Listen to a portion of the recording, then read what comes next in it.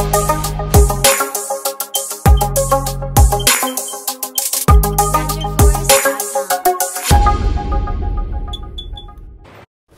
we are taking our next topic, that is techniques of costing.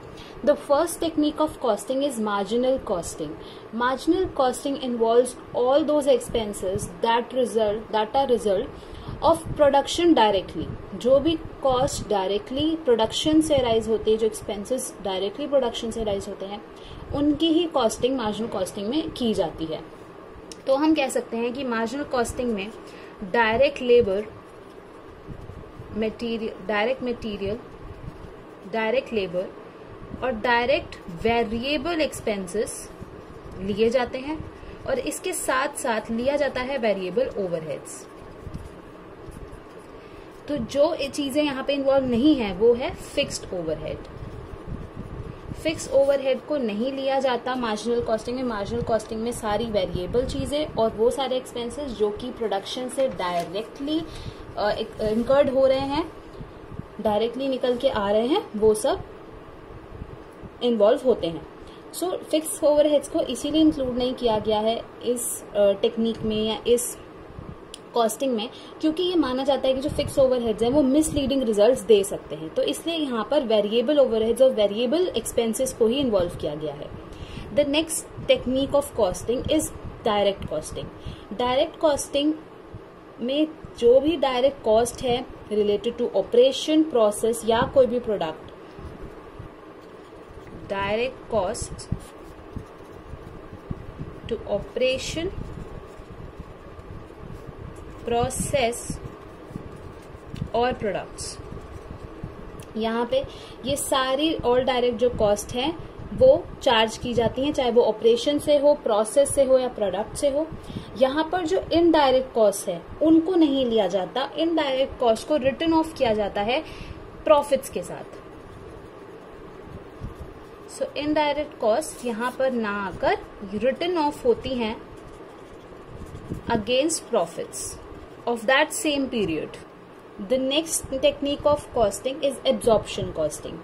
Absorption costing is the practice that involves charging all the cost, both variable and fixed cost, operation, product and processes. जो यहाँ पे मैंने लिखा operation, process and products, इन तीनों जो भी cost, इन तीनों field में ऑपरेशन हो, प्रोसेस हो या प्रोडक्ट्स हो, इसमें सारी जो भी डायरेक्ट कॉस्ट है वो चार्ज होती है. ठीक है, चाहे वो ऑल कॉस्ट, चाहे वो वेरिएबल हो या वो फिक्स्ड हो, बोथ इन्वॉल्व की जाती है. राइट, ये सारी कॉस्टिंग हम डिटेल में पढ़ने वाले हैं हमारे नेक्स्ट चैप्टर्स में. तो अभी सिर्फ मैं इनका ओवरव्यू आपको दे रही हूँ. The next technique of costing is uniform costing. यहाँ पे एक स्टैंडर्डाइज प्रिंसिपल्स और मेथड्स जो होते हैं कॉस्ट अकाउंटिंग के वो इन्वॉल्व किए जाते हैं. यूनिफॉर्म रहता है, यानी कि जब हम कोई भी प्रिंसिपल को अडॉप्ट करते हैं, कोई भी मेथड को अडॉप्ट करते हैं कॉस्ट अकाउंटिंग की, तो वो थोड़ा टाइम तक वही रहता है, यूनिफॉर्म रहता है. ठीक है, तो स्टैंडर्डाइज कैसे होते हैं, मतलब standardise according to accounting procedures हो सकते हैं, अकॉर्डिंग टू सम कोड्स हो सकते हैं. यहाँ पे एक बात ध्यान रखने वाली है कि यूनिफॉर्म कॉस्टिंग में जब मैं बात कर रही हूँ स्टैंडर्डाइज्ड मेथड्स की या टेक्निक्स की, तो ये स्टैंडर्डाइज्ड मेथड्स एम्प्लॉय किए जाते हैं by different companies.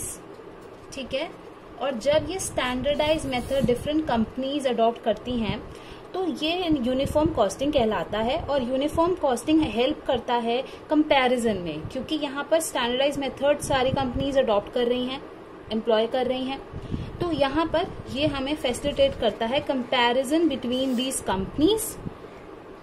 Okay, so I hope आपको टेक्निक्स ऑफ कॉस्टिंग समझ आया हो. अब हम हमारे नेक्स्ट टॉपिक पर जा रहे हैं जो है installation of costing system.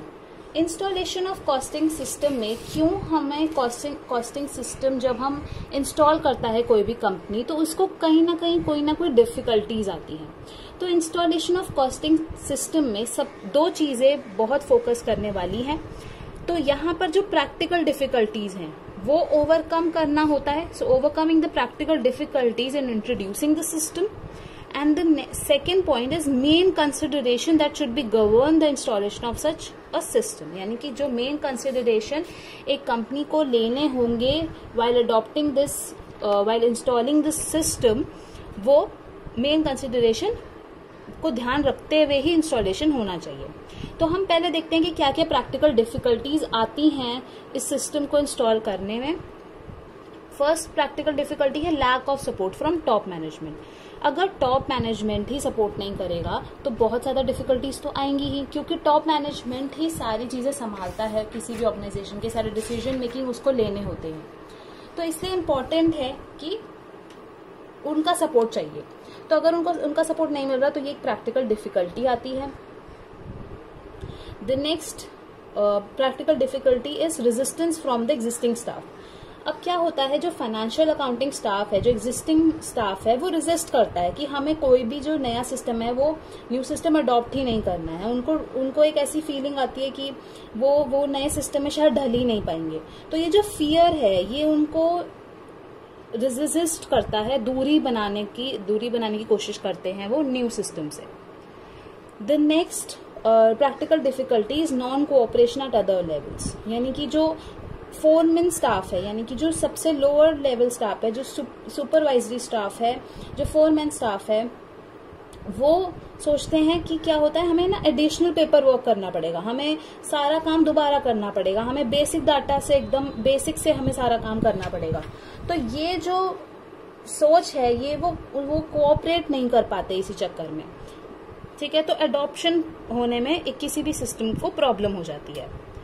Then shortage of train staff. अगर ऑर्गेनाइजेशन में, कंपनीज में ट्रेन स्टाफ ही नहीं है तो वो कोई भी मेथड को अडॉप्ट नहीं कर पाएंगे. तो ये इंपॉर्टेंट होता है किसी भी कंपनी के लिए कि वो अपने स्टाफ को ट्रेन करे जब भी वो एक न्यू सिस्टम को लॉन्च करने जा रही है, इंस्टॉल करने जा रही है अपनी कंपनी में.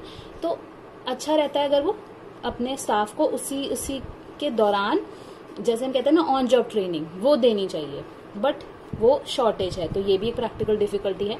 And then heavy cost. किसी भी सिस्टम को, कॉस्टिंग सिस्टम को इंस्टॉल करना एक बहुत बहुत खर्चे वाली चीज होती है. तो ये भी एक प्रैक्टिकल डिफिकल्टी है क्योंकि ये इन्वॉल्व करते हैं हैवी कॉस्ट, और कई रिक्वायरमेंट्स है जो पूरी नहीं हो पाती हैं, कई अननेसेसरी फॉर्मेलिटीज होती हैं. तो ये प्रैक्टिकल डिफिकल्टीज लाता है in introducing the system. Now we'll come towards the main consideration that must be in mind while installation of such system. The first is the product.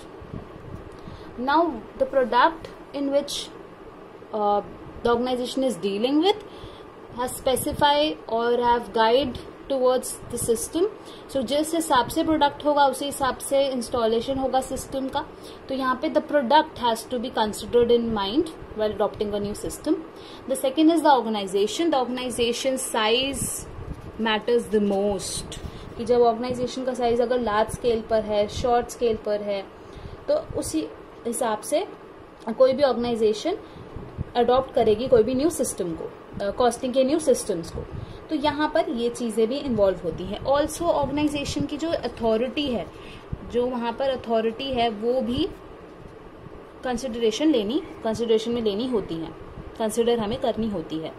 The objective. जो भी organisation का objective है उसको mind में लेते हुए ही सारी चीजें चलेंगी. ऐसा तो नहीं है कि सिर्फ कॉस्ट अकाउंटेंट्स ही है, यहाँ पे बहुत सारी ऑब्जेक्टिव्स होते हैं किसी भी ऑर्गेनाइजेशन के लिए. तो वो चीजें भी कंसिडर करनी होती है. The technical details.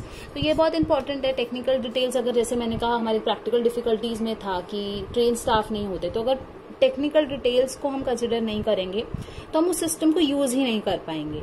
Then informative and simple.